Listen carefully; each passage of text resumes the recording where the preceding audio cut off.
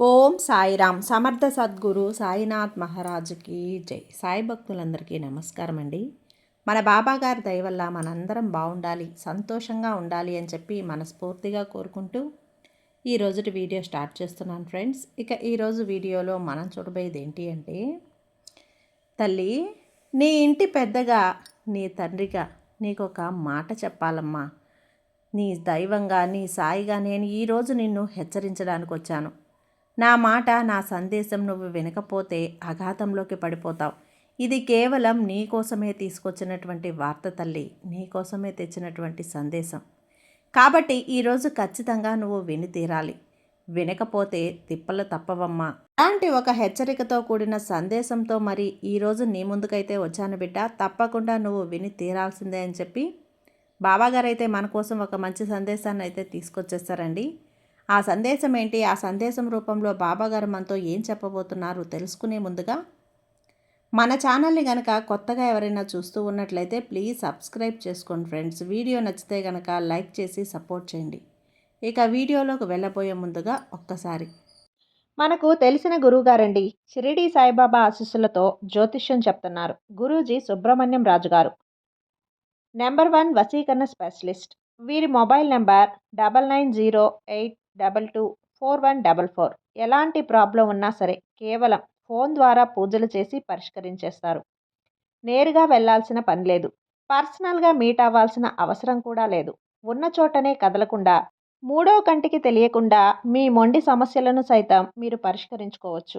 ప్రేమ, పెళ్లి, ఉద్యోగం, రాజకీయం, విదేశీ ప్రయాణం, ధనం నిలకడగా లేకపోవటం, భార్యాభర్తల మధ్య గొడవలు, ఆస్తి తగాదాలు, అప్పుల బాధలు, స్త్రీలు పురుషులు ఎటువంటి గుప్త సమస్యలున్నా సరే నెంబర్ 1 వశీకరణ స్పెషలిస్ట్. మీ మీద, మీ ఇంటి మీద చెడు ప్రయోగం జరిగినా, చేసి ఉన్నా కూడా నరదృష్టి, నరగోష్ట, సంతాన సమస్యలు, భార్యాభర్తల మధ్య, లవర్స్ మధ్య అనుమానాలున్నా, అపార్థాలున్నా, థర్డ్ పర్సన్ ఉన్నా సరే, అత్తాకోడళ్ళ మధ్య సఖ్యత లేకపోయినా ప్రతి ఒక్క ప్రాబ్లంకి చక్కటి సొల్యూషన్ ఇస్తున్నారండి. మీ వివరాలన్నీ కూడా సేఫ్ అండ్ సెక్యూర్గా ఉంచుతారు. మీకే కాదు, దేశ విదేశాల్లో ఉన్నవారు ఎలాంటి ప్రాబ్లమ్స్నైనా సరే పరిష్కరించుకుంటున్నారు. ఎంతోమంది విదేశాల్లో ఉన్నటువంటి వారు, దిక్కుతోచని పరిస్థితుల్లో అయోమయ స్థితిలో ఉన్నవారు ఇప్పుడు గురువుగారికి కాల్ చేసి వాళ్ళ ప్రాబ్లమ్స్ని సాల్వ్ చేసుకొని ఈరోజు హ్యాపీగా లైఫ్ లీడ్ చేస్తూ చాలా సంతోషంగా ఉన్నారు. కాబట్టే స్క్రీన్ మీద ఉన్నటువంటి నెంబర్కి ఒకసారి కాల్ చేయండి. మీ ప్రాబ్లంని గురువుగారితో పంచుకోండి. ఖచ్చితంగా గురువుగారు మీ ప్రాబ్లంకి సొల్యూషన్ చూపిస్తారు. ఇక వీడియోలోకి వచ్చేస్తే, బిడ్డ నిజానికి ఒక ప్రాణిని, అంటే ఒక మూగ జీవిని, ఒక నోరు లేనటువంటి ప్రాణిని ప్రాణాలు తీసావమ్మా, హింసించావు నువ్వు. నీ ఇంట్లోకి వచ్చిందన్న ఒక్క కారణంతో ఇలాంటి పని చేసావు. నువ్వు దానివల్లనే నువ్వు ఇప్పుడు అనుభవిస్తున్న ప్రతి బాధ, కన్నీళ్ళు కూడా. అలానే నీ మనసులో చాలా సందేహాలు మొదలవుతూ ఉంటాయి తల్లి. బాబా, ఏ ప్రాణి ఇంట్లోకి రావచ్చు, ఏ ప్రాణి రాకూడదు, వస్తే దానివల్ల నష్టం ఏంటి, మా ఇంట్లోకి ఆ ప్రాణి వచ్చింది అంటే, ఆ పక్షి వచ్చింది అంటే, ఆ ప్రాణి వచ్చింది, ఆ పక్షి రావచ్చా, దానివల్లనే ఇన్ని సమస్యలు, రాకూడదా, రావచ్చా, అలా అయోమయంలో ఉండి దిక్కుతోచని స్థితిలో ఉన్నావు. నాకు చాలా భయంగా ఉంది బాబా, నాకు దారి చూపించు అంటే నువ్వు నన్ను అడిగావు తల్లి. వాటన్నింటికీ కూడా నేను నీకు ఈరోజు సమాధానం చెప్పబోతున్నాను. కానీ ఎటువంటి పరిస్థితుల్లో కూడా ప్రాణహాని మాత్రం చేయకమ్మా. కుదిరితే నీకు వాటి ఆకలి తీర్చు, గుప్పెడు గింజలు పెట్టు, గుప్పెడు ధాన్యాలు వెయ్యి, వాటికి తాగడానికి నీరందించు, కానీ ప్రాణహాని మాత్రం చేయకమ్మా. అలాగే నీ ఇంట్లోకి ఏ ప్రాణి వస్తే నీకు మంచిదో, ఏ ప్రాణి వస్తే నీకు చెడ్డదవుతుంది అన్నది కూడా చెప్తాను, జాగ్రత్తగా విను. అలాగే నువ్వు ఏ ప్రాణిని చంపావు, ఏ ప్రాణిని హింసించావు, నీకొచ్చిన కష్టం ఏమిటి, నీకొచ్చిన నష్టం ఏమిటి చెప్తాను, జాగ్రత్తగా విను.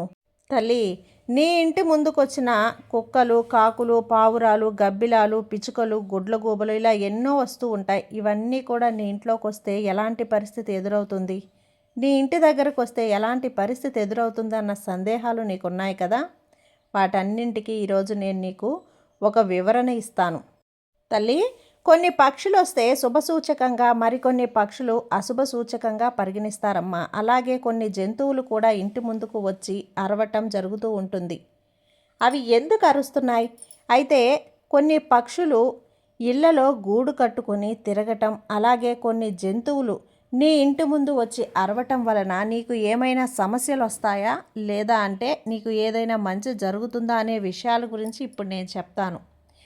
ఏ ఇంటి ముందుకైతే గోమాత వచ్చి ఆహారం కోసం నిలబడుతుందో వాళ్ళకి రాబోయే రోజుల్లో అదృష్టం కలిసి వస్తుంది బిడ్డ. అలాగే ఆవులో ముక్కోటి దేవతలు కూడా కొలువై ఉంటారు. కాబట్టి ఇంటి ముందుకు వచ్చిన ఆవుకి ఆహారాన్ని పెడితే నీకు సకల శుభాలు కూడా కలుగుతాయి. నీ ఇల్లు ఎప్పుడు సంతోషంగా ఆనందంగా ఉంటుంది. అలాగే ఏదైనా పక్షి వచ్చి నీ ఇంట్లో గూడు కట్టుకుంటే అది చాలా శుభసూచకంగా నువ్వు అనుకోవాలి.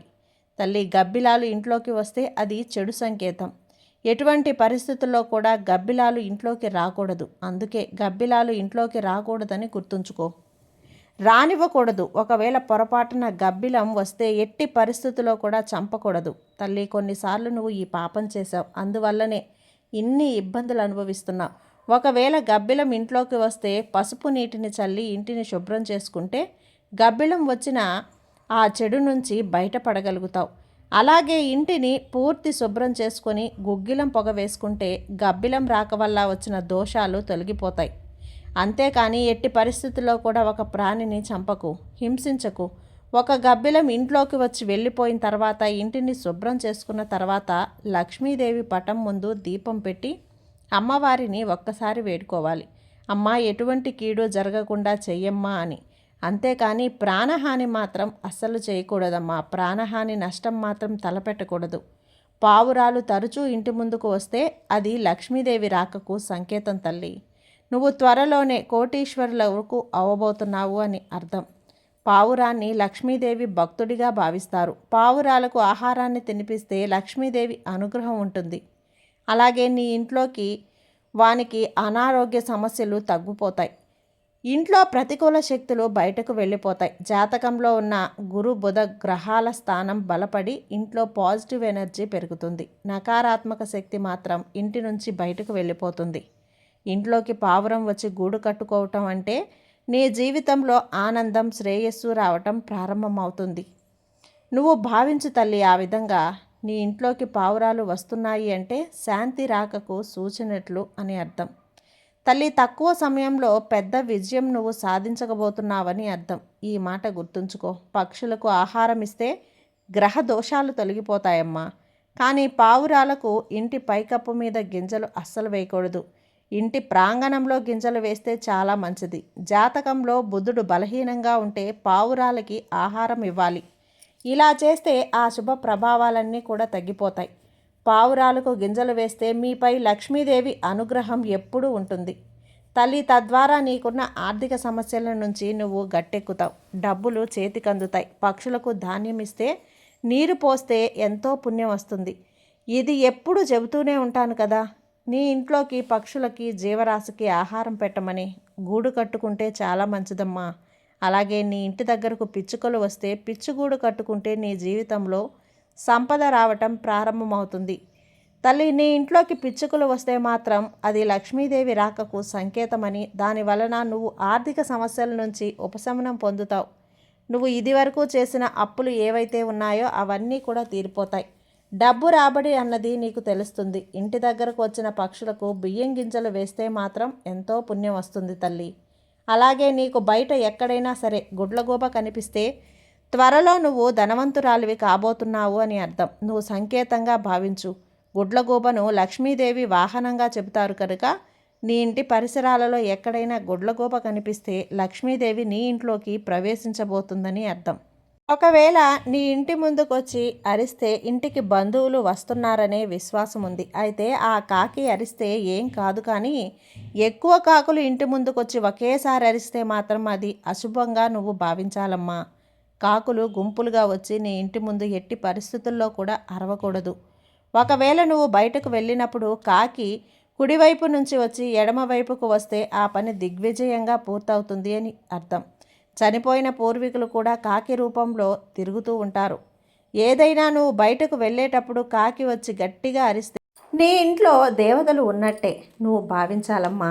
నోట్లో మాంసం ముక్క పెట్టుకుని వెళ్తున్న కాకిని చూస్తే నువ్వు త్వరలో ఏదో ఒక శుభవార్త వినబోతున్నావని.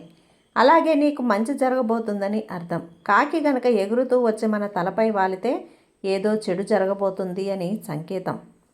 తల్లి, కాకి గనక తల మీద వాలిన వెంటనే నీటితో కొంచెం రాళ్ల ఉప్పును కలిపి నీటిలో స్నానం చేసేయి. అలా ఏమీ కాకూడదని నీ ఇష్ట దైవాన్ని నువ్వు ప్రార్థించాలి. అలాగే కాకిని శనిదేవుణ్ణి సమానంగా చూస్తారు కదా. నీ ఇంటి ముందు వచ్చిన కాకికి రోజు ఆహారం పెడితే నీకు ఉన్న ఎటువంటి దోషమైనా సరే ఆ శనిదేవుని దోషాలు అన్నీ కూడా తొలగిపోతాయి. ఇవి కాకికి ఆహారం పెడితే శనిదేవుడు సంతోషించి నీకు ఆనందాన్ని శ్రేయస్సుని ప్రసాదిస్తాడు. తల్లి, ఒకప్పుడు రామచిలుకలు ఎల్లప్పుడూ ఇళ్లలోనే ఉండేవి, కానీ ప్రస్తుతం వాటి ఊసే లేదు. అయితే రామచిలుకలు ఇంట్లోకి రావటం అనేది ఎంతో శుభంగా పరిగణిస్తారు. ఎందుకంటే రామచిలుకకి కుబేరుడికి సంబంధం ఉంది కాబట్టి. అంతేకాకుండా చిలుక మన వాహనం. చిలుక శుభానికి ప్రతీక. రామచిలుక ఇంట్లోకి ప్రవేశించడం వల్ల మీ సంపద కూడా బాగా పెరుగుతుంది తల్లి.